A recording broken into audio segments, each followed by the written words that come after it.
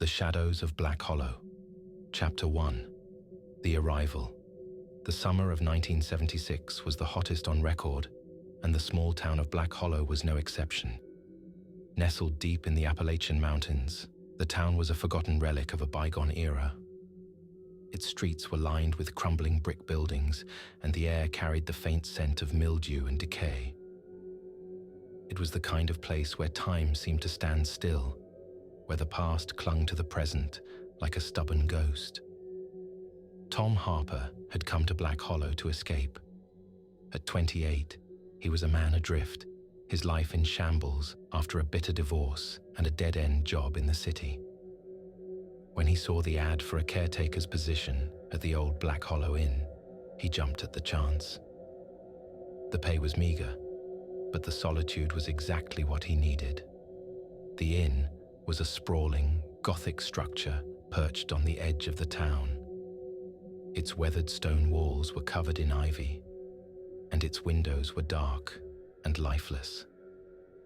As Tom pulled up to the building, he couldn't shake the feeling that it was watching him. The owner, a frail old woman named Mrs. Grayson, greeted him at the door. Her eyes were clouded with cataracts, and her voice was thin and reedy. "You're the new caretaker?" she asked, peering at him suspiciously.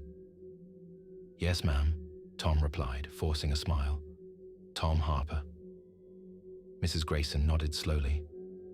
"Well, Mr. Harper, you'll find the inn has its peculiarities. But if you're a man of strong constitution, you should do just fine." Tom didn't like the sound of that, but he kept his concerns to himself.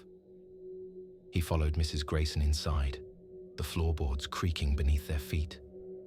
The interior was dimly lit, the air thick with the scent of dust and old wood. Faded portraits lined the walls, their eyes seeming to follow him as he passed. "Your room is at the end of the hall," Mrs. Grayson said, handing him a rusty key. "Dinner is at 6.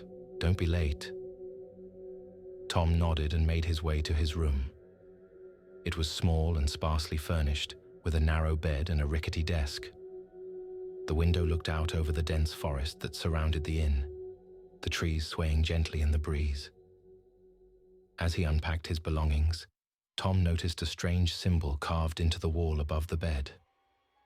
It was a circle with a series of intricate lines running through it, like some kind of ancient rune. He ran his fingers over the carving, a shiver running down his spine. Chapter 2. The Whispering Woods. That night, Tom lay in bed, unable to sleep. The inn was eerily quiet, the silence broken only by the occasional creak of the floorboards. Just as he was about to drift off, he heard it. A faint whisper, barely audible, coming from outside his window. He sat up, his heart pounding. The whispering grew louder, a chorus of voices speaking in a language he couldn't understand. He crept to the window and peered out into the darkness. The forest was alive with movement, shadows flitting between the trees. "Who's there?" he called, his voice trembling. The whispering stopped abruptly, and the forest fell silent.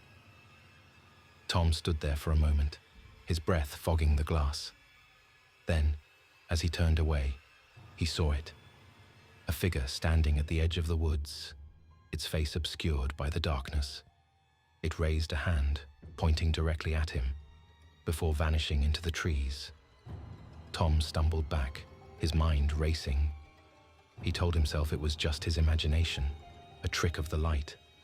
But deep down, he knew it was something more. Chapter 3. The History of Black Hollow. The next morning, Tom decided to explore the town. Black Hollow was even smaller than he had imagined, with just a handful of shops and a single diner. The locals eyed him warily as he passed, their faces etched with suspicion. At the diner, he struck up a conversation with the waitress, a middle-aged woman named Betty. "So, what's the deal with this town?"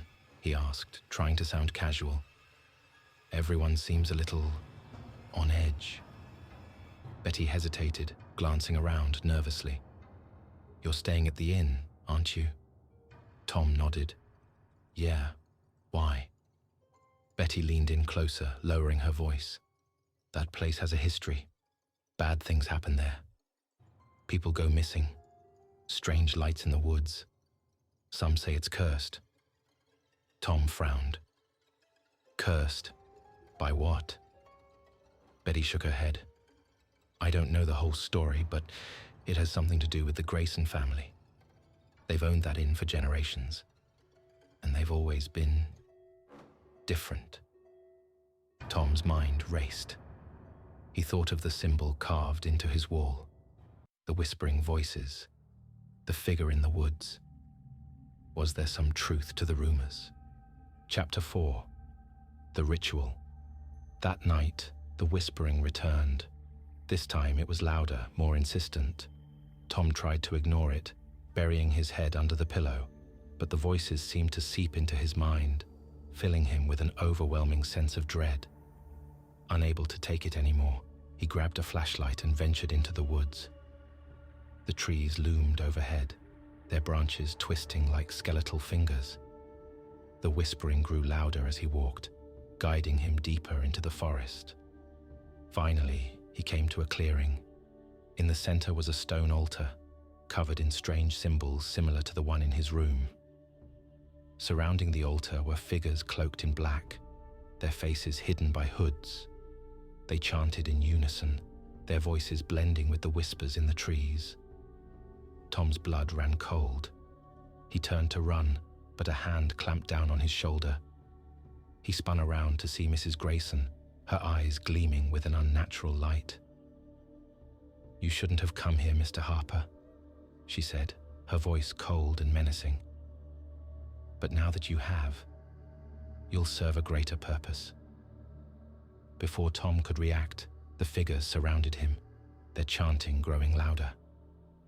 He struggled, but their grip was ironclad.